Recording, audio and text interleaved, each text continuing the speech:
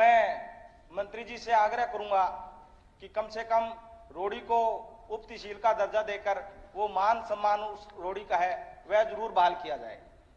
आने वाले भविष्य में कोई डिमांड आएगी तो जरूर एक कमेटी मेरी अध्यक्षता में कंवरपाल जी और बनवारी लाल जी उसमें सदस्य है बनाई गई है, जरूर उसको एग्जामिन भी करेंगे और उस पर सरकार आगे का निर्णय लेगी। ये जो अल्ट्रासाउंड मशीन के बारे में मैंने कहा है, वैसे तो गवर्नमेंट की तरफ से प्राइवेट हॉस्पिटल्स में अल्ट्रासाउंड मशीन है, पर मैं महिलाओं के लिए कहूंगी कि बसों में आना, पहले सिविल हॉस्पिटल जाना, फिर प्राइवेट सेंटर्स में जाना तो बहुत मुश्किल है। दादरी सिविल हॉस्पिटल में अल्ट्रासाउंड मशीन रखी हुई है, पर वो बहुत लंबे समय से मशीन जो है वो बंद पड़ी है।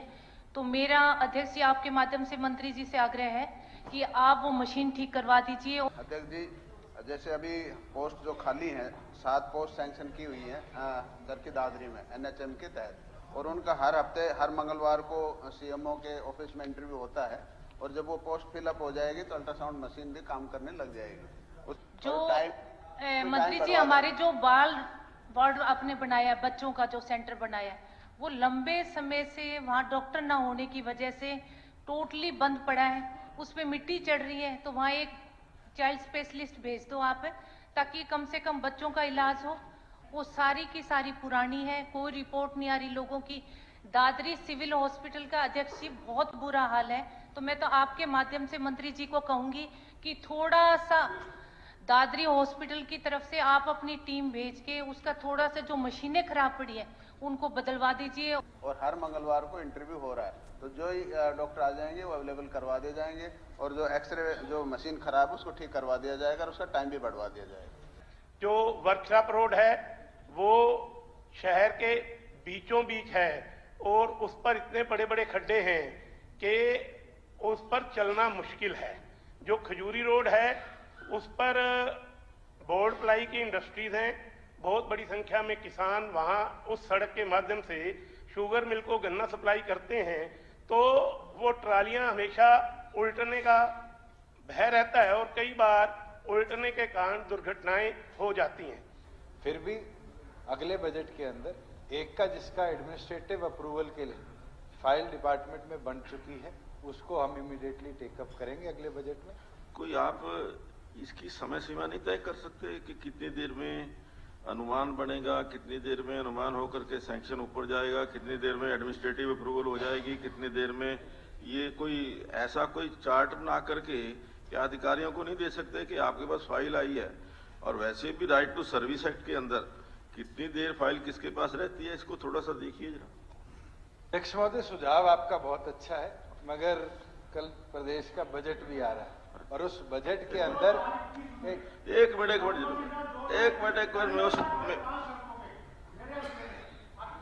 मेवा सिंह जी, ऐसे नहीं, ऐसे बीच में नहीं।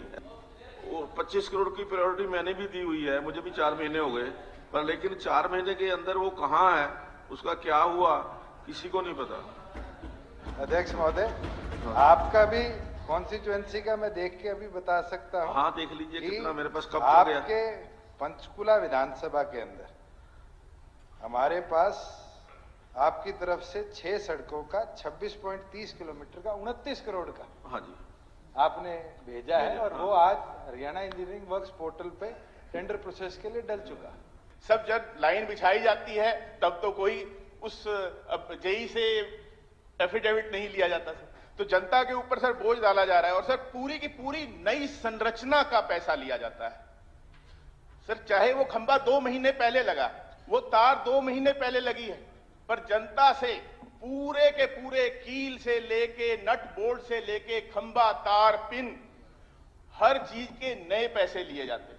पर सरकार अपने तरीके से करती है, इसमें कहीं ऐसा नहीं है कि जिसके चाहे हम कर लें लोग कर लें, उन पे चेक लगा हुआ है, सब करते हैं, मैं मॉनिटरिंग करता हूँ, ऐसा कहीं भी नहीं होता। मैं व्यक्तिगत इसका पीड़ित हूँ कि जिस व्यक्ति की जमीन पर 20 साल पहले उससे बिना पूछे, बिना उसकी इजाजत लिए आपने बिजली का पोल लगा दिया, वो क्या 20 साल तक आपने उसकी जमीन यूज की है? क्या वो किराए का हकदार नहीं है, उसके ऊपर रेंट का हकदार नहीं है? आप ऐसे बहुत सारे केसेस हैं कि जो 2 फुट सिर्फ शिफ्ट करना है खंबा तो वही लगना है, तारें वही लगनी है, एस्टिमेट पूरा बन जाता है, तो ये बड़ा एक मतलब लगता है कि इसको देखने की जरूरत है। देखिए, अगर ऐसा कुछ है तो मैं इन्हें कहूंगा कि मेरे नोटिस में लाए। अगर कहीं ऐसा हुआ है तो उसकी हम जांच कराएंगे और नए में ये नहीं होने देंगे, नए में नहीं होने देंगे। के माध्यम से माननीय मुख्यमंत्री जी का और दलाल साहब का विशेष तौर पर आभार व्यक्त करता हूं। जब भी मुख्यमंत्री जी के उसमें ये बोलते हैं तो मेरा काम पूरा हो जाता है। पिछली बार भी छठ पूजा के लिए मैंने मांगा, घाट मांगा तो इन्होंने मंजूर करने का काम किया।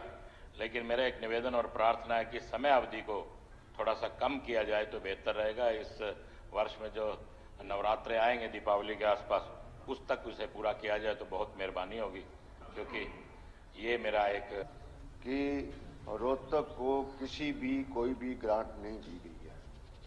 वो रिप्लाई मेरे पास है, कहो तो मैं सदन के सामने पेश कर दूंगा। और उसमें बड़े दुख के साथ कहना पड़ता है स्पीकर सर कि इस सरकार ने रोहतक को खड्डों का शहर बना दिया है। इन्होंने माना है कि 24 सड़कें टूटी हुई हैं। इन्होंने माना है रिप्लाई के अंदर जो क्वेरीज मैंने पहले इनसे ली थी उनमें कि सेक्टर 1, 2, 3, 4 की सड़कें टूटी पड़ी हैं और सिर्फ 2 करोड़ रुपए दिए गए हैं। पता नहीं ये कहां से अमाउंट किस हिसाब से कर रहे हैं, जब वहां पर मैंने बजट का एस्टीमेट मांगा है। सवाल नहीं है अध्यक्ष महोदय, सब भाषण दे रहे हैं, सबका सवाल नहीं है, सप्लीमेंट्री सवाल है। आखिरी बात 120 करोड़ के राउंड है। मैं ये आश्वासन चाहूंगा मुख्यमंत्री जी से, क्योंकि कमल गुप्ता जी आए नहीं है, आश्वासन क्योंकि दलाल साहब जवाब दे रहे हैं कि आप ये रोहतक की सड़कें मुकम्मल अच्छी कंडीशन में कितने दिनों में, कितने महीने में कर देंगे। और लोकल जो वहाँ की चुनी हुई सरकार है वो काम करवाती है। सरकार के द्वारा जो उसका हक है रोहतक शहर को, जिस तरह से और हरियाणा के शहरों को दिया जाता है, रोहतक को भी दिया जाता है। अटेली तहसील को उपमंडल के रूप में घोषित करने के लिए सरकार द्वारा एक समिति का गठित किया गया है। यदि हाँ तो उसकी रिपोर्ट क्या है और अटेली को कब तक उपमंडल घोषित किए जाने की संभावना है?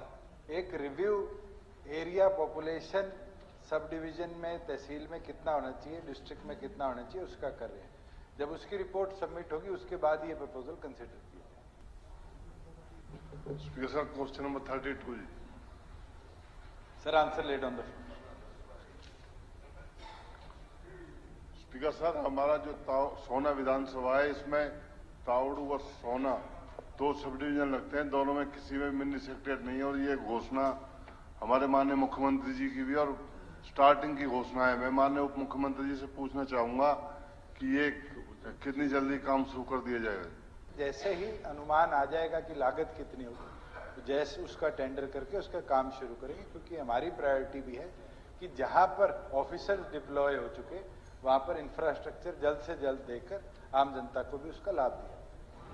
कि जितने भी तालाब हैं गांव के अंदर जो गंदे पानी के भरे खड़े हैं, पूरे हरियाणा का नहीं, कम से कम रदौर को तो बता दो भी वहाँ कितने समारे हरों का क्या इंतजाम किया या करोगे कि नहीं करोगे?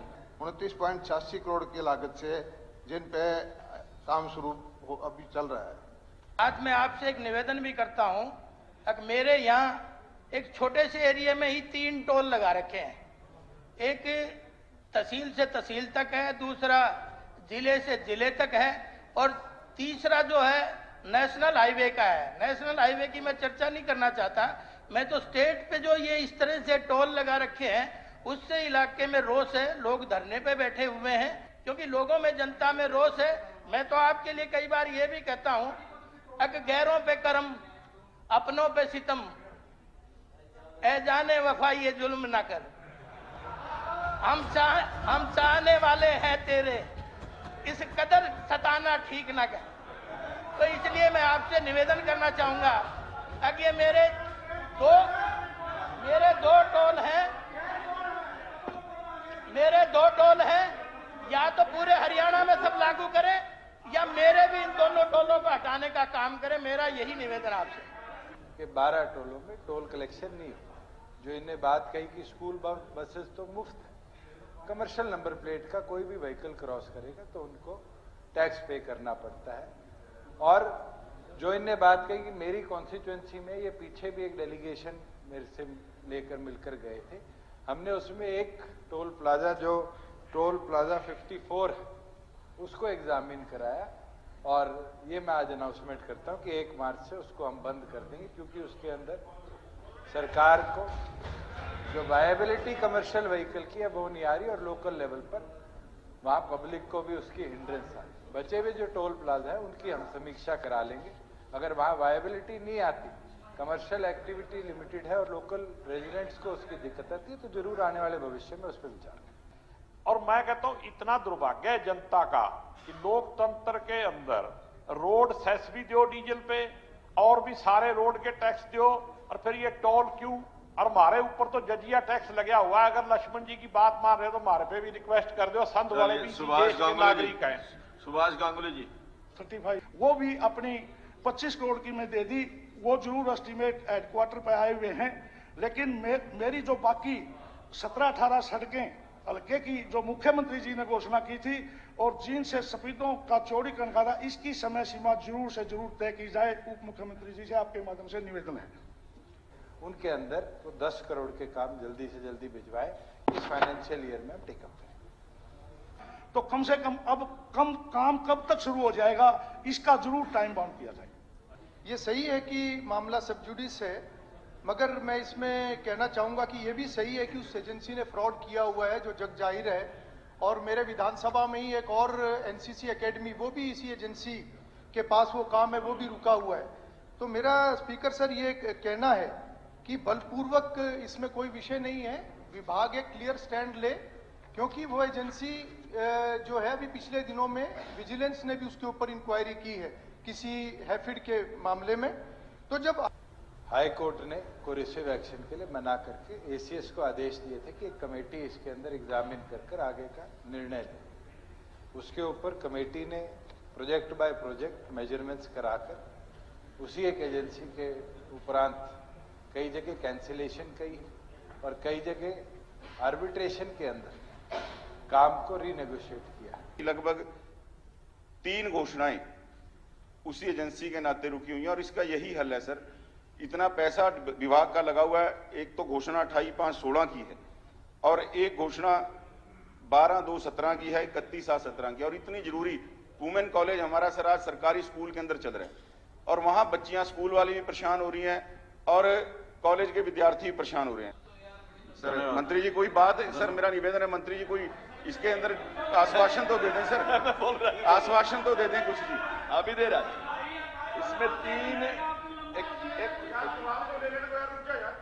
जवाब नहीं लेने दे भाई, आप अपनी नेतागिरी बाद में चमकाना है। आप अपनी नेतागिरी, माननीय अध्यक्ष जी मेरे सवाल के अंदर इनको डिस्टर्ब करने का कोई अधिकार नहीं है, ये अपनी नेतागिरी बाद में चमकाएं, मंत्री जी से जवाब ले लेना। देखिए 3 घोषणाएं पेंडिंग हैं। एक तो सेंट्रल जेल के पीछे सिटी फॉरेस्ट बनाना था, अभी जेल स्थापित नहीं, इसलिए ये अभी काम रुका हुआ है। और दूसरी है अम्बाड़ा ब्लॉक में जनसुई हेड पे बस स्टैंड निर्माण, इसका माननीय मुख्यमंत्री जी ने उद्घाटन कर दिया और इस पे काम शुरू होने वाला। मैं एक महत्वपूर्ण विषय पर सरकार का ध्यान दिलाना चाहता हूं कि सफीदों के अंदर एक नर्सिंग कॉलेज का उद्घाटन शिलान्यास मुख्यमंत्री जी ने आज से 4 साल पहले किया था और जमीन भी ट्रांसफर हो चुकी है, मिट्टी पानी भी टेस्ट हो चुका है। उसके साथ 6 और नर्सिंग कॉलेज की घोषणा हुई थी, वो भी लगभग सभी के सभी बन चुके हैं। और जिस शिलान्यास पर 100 ईंटों की दीवार बनाकर शिलान्यास किया गया था, वो 100 ईंट भी वहां पर नहीं है। कि मेरे हल्का इसराना में एक गांव खुखराना है जो कि एक नरक की जिंदगी जी रहा था, उसको शिफ्ट करने का काम 2012-13 में चौधरी भूपेंद्र सिंह हुड्डा जी जब चीफ मिनिस्टर थे उन्होंने किया था और उसी समय उन मकानों की मुआवजा राशि लगाई गई थी, परंतु काम शुरू आज तक नहीं हुआ। दोनों जगह बड़ी दिक्कतें हैं, 35, 36 गांव उस एरिया के लगते हैं। तो सरकार द्वारा माननीय मुख्यमंत्री जी द्वारा भी, उप मुख्यमंत्री द्वारा भी और मंत्रियों द्वारा भी विश्वास दिलाया गया था कि मार्च 2022 तक दोनों जगह ब्लॉक इसराना में भी और ब्लॉक मतलोडा में भी बस स्टैंड बनाए जाएंगे। और आज तक एक भी ईंट वहां नहीं लगी। जब दिसंबर 2021 में यहाँ सदन चला हुआ था, मैंने उस समय भी मांग रखी थी कि जब आज तक आपने, मेरा टाइम है जी, टाइम है जी, और जब आपने एक भी ईंट आज तक नहीं रखी। शायद हरियाणा एक पहला राज्य है जहां पर क्लास 1 क्लास 2 में पदोन्नति में आरक्षण नहीं है। पूरे देश के अंदर मेरी आपसे अनुरोध है कि या तो रोस्टर के अनुसार सीनियरिटी देकर पदोन्नति में आरक्षण किया जाए या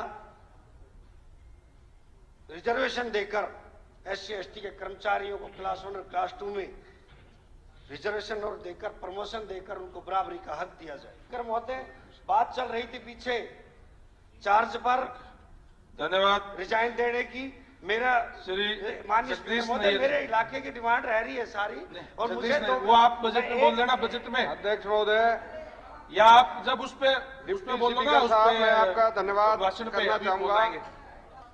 अंत्योदय पर चलने वाली सरकार, किसान कल्याणकारी नीति बनाकर किसान का भला करने वाली सरकार, SC BC को उठाने के लिए योजना बनाने वाली सरकार, मैं माननीय मुख्यमंत्री महोदय जी का इन योजनाओं के साथ उनका बहुत धन्यवाद करना चाहूंगा।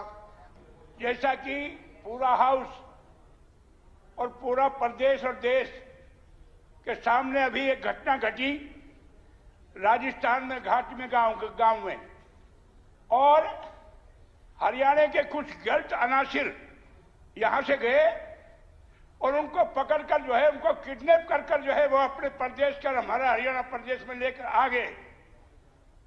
और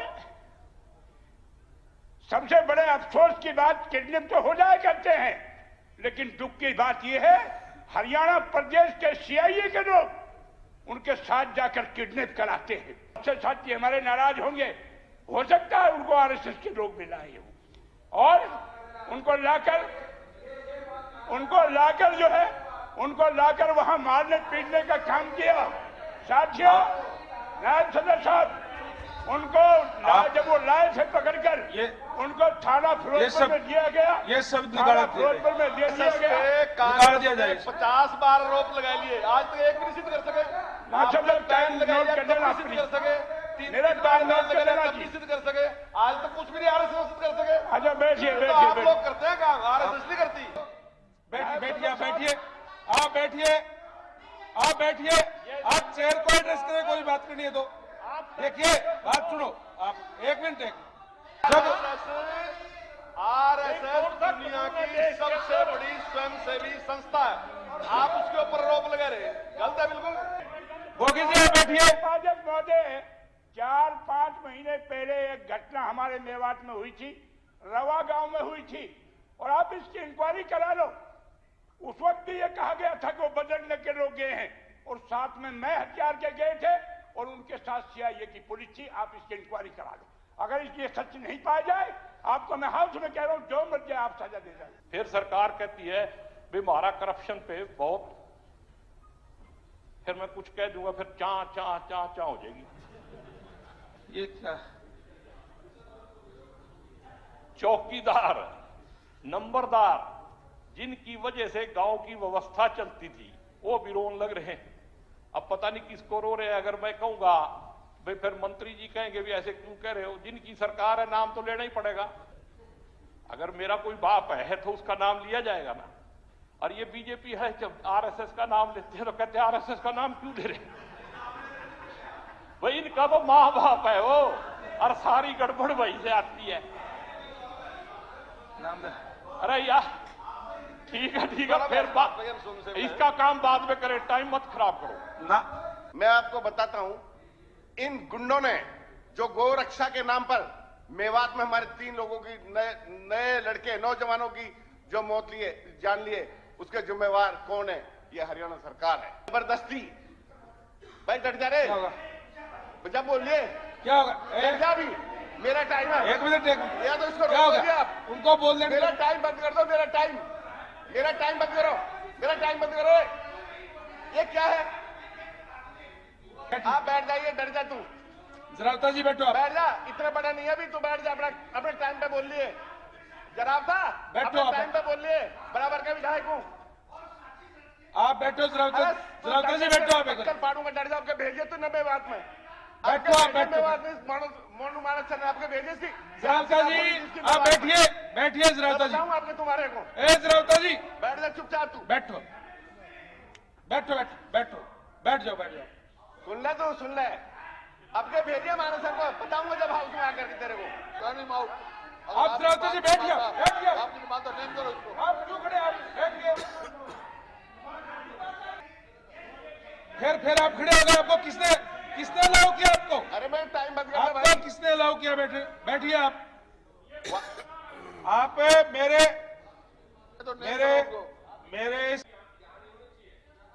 क्या गाड़ी नहीं दी मैंने। किसका क्या है, कैसे मार रहे हैं हमारे आदमियों को? ये कैसे मार रहे हैं? अब मैं जब बोलता जब हमारे 3 आदमी मरे, मेरा टाइम जा रहा है यार। हाँ तो कोई बात नहीं, अब कहने दे, सरकार का बस का तो है नहीं, सरकार ने तो हथियार दे रखे, मारो मेवातियों को। माननीय सदस्य ने जो बात कही कि कोई वीडियो एविडेंस इनके पास है जिसके अंदर वो लाइव था और उसके बाद कार एक्सीडेंट में उसकी डेथ दिखाई। जी सर, हम आईजी रेवाड़ी की अध्यक्षता में इसके ऊपर एक कमेटी बना देंगे, जो अगर आप तथ्य जो हमें देंगे बिल्कुल तथ्य देंगे सर आपको, उसकी इंक्वायरी करेंगे। एनपीएस स्कीम जनता राज के अंदर, बीजेपी राज के अंदर आदरणीय श्री अटल बिहारी वाजपेयी जी ने की सरकार में शुरू हुई थी। परिवर्तन जो है वो नियम है कुदरत का, पहली कलम से अनाउंस करेंगे कि ओपीएस लागू हो गया। वो आएगी 101% आएगी। अटल बिहारी जी प्रधानमंत्री थे जब लागू हुआ था, ये जब शुरू हुआ था, बाद में कांग्रेस सरकार ने अडॉप्ट किया, कह चुका है। एक चीज का तजर्बा नहीं है, उनके हित में नहीं है, हमने कह दिया वापस लो। इसी वास्ते राजस्थान में वसुंधरा जी ने लागू किया था, कांग्रेस ने वापस ले लिया। और यहाँ हिमाचल में किसने लागू किया था? हमारी सरकार, कांग्रेस की सरकार में, वहां वापस ले लिया। छत्तीसगढ़ में वापस ले लिया, तो अब ये पंजाब में ले लिया आप पार्टी की सरकार ने, मान साहब ने। तो तजर्बा है, ये उनके हित की बात सोचती है। कर्मचारी ये समझते नहीं हमारे हित में ये है, तो उनकी बात माननी चाहिए। सिर्फ मैंने इतना पूछा था लागू किसने? 2008 की 2004 में सेंट्रल गवर्नमेंट ने, उसके बाद मनमोहन सिंह जी ने उसको अडॉप्ट, सिंह जी ने देश में लागू करी, मगर स्टेट्स का प्रेरोगेटिव था कि स्टेट्स में कौन कौन कब अडॉप्ट करेंगे। हरियाणा प्रदेश में आपकी सरकार ने अडॉप्ट इसमें क्या है भाई? हमने तो लागू करी, हमने तो लागू कर दिया, बड़ी भारी गलती कर दी, तुम ठीक कर दो, सुधारो। किसलिए बैठे हो यहाँ तुम? ये तुम मेरी गलती निकाल रहे हो, सुधार ले भाई, मैं तो फिर धन्यवाद कर दूंगा आपको। बातें करना बहुत आसान है, ये समझदारी से बात करो। अभी बहुत तजर्बा सीखना है तुम्हें। ठीक है, धन्यवाद। बत्रा जी, मॉब लिंचिंग के लिए कोई लॉ नहीं है। मैं सरकार से ये प्रार्थना करूंगा, आप मॉब लिंचिंग के लिए जरूर कोई लॉ बनाइए, क्योंकि इस तरह की घटनाएं आए दिन प्रदेश के अंदर हो रही है, हमें उस और ध्यान देना चाहिए। आपको अपना विकास ही नहीं, प्रदेश के विकास के ऊपर भी ध्यान देना चाहिए। आपने अपना तो 5 स्टार हर जगह ऑफिसेज आपके बन गए हैं, लोगों के लिए आपने कहा था 2022 तक हर किसी को पक्का मकान देंगे, वो पक्का मकान अब तक आप नहीं दे पाए हैं। उस पक्का मकान का क्या होगा? हरियाणा जो है नंबर 1 है बेरोजगारी के अंदर। आप लोगों ने ठेकेदारी सिस्टम जो है, ये कौशल रोजगार निगम जो आपने खोला है, कहीं ना कहीं ठेकेदारी सिस्टम आपने बढ़ाने का काम किया है। एक मेरे 104 गांव केवल लोकल क्षेत्र है, पशुपालक छोटे छोटे रहते हैं, तो एक यूनिवर्सिटी की मैं डिमांड करता हूं, एक वेटरनरी यूनिवर्सिटी मेरे क्षेत्र के लिए दी जाए। तो मेरी आपसे गुजारिश है कि जो पैसा आएगा, मंत्री जी बैठे हैं, माननीय डॉक्टर साहब, आपसे गुजारिश है कम से कम थोड़ा सा दादरी हल्के की तरफ ध्यान देके जो पैसा होगा इसका सदुपयोग हो। और नैना चौटाला जी ने जो दादरी हॉस्पिटल में अल्ट्रासाउंड की जो बात की, वो पिछले 5-7 साल से अल्ट्रासाउंड मशीन आई हुई है, लेकिन डॉक्टर न होने के कारण कई बार मैंने लिख के भी दिया, मैंने सीएम साहब को भी दिया कि वहाँ डॉक्टर अपॉइंटमेंट हो जाए। आदरणीय उपाध्यक्ष महोदय, मैं आपके माध्यम से इस सदन में एक निवेदन करना चाहता हूँ। जो होटल्स हैं, मैरिज पैलेसेस हैं और बैंक्वेट हॉल हैं, इनके ऊपर आजकल एक वाटर रिसोर्सेज जो डिपार्टमेंट है और पॉल्यूशन है और गार्बेज जो टैक्स है यानी कॉरपोरेशन की तरफ से, तो ऐसे 3 डिपार्टमेंट्स की तरफ से बार बार इनको नोटिस दिए जा रहे हैं एनजीटी के उसका संज्ञान में लाकर। तो मेरा आपसे निवेदन है कि एक ऐसी कॉमन पॉलिसी इनको राहत देने के लिए जरूर बनाई जाए। एक इसी तरह एक हमारे यहाँ पर सेंट्रल जेल है जी, लगभग 150 साल पुरानी वो जेल है, अंग्रेजों के समय की वो जेल बनी हुई है, वो लगभग पूरे रिहायशी एरिया के अंदर आ गई है। और मेरा निवेदन है कि एक तो सेफ्टी के सामने मद्देनजर रखते हैं और उसकी जो कैपेसिटी है वो केवल 700 कैदियों को रखने की है, वो हमेशा अपनी कैपेसिटी से ज़्यादा कैदियों को वहाँ रखते हैं। तो मेरा निवेदन है कि उसको भी शिफ्ट किया जाए शहर के बाहर।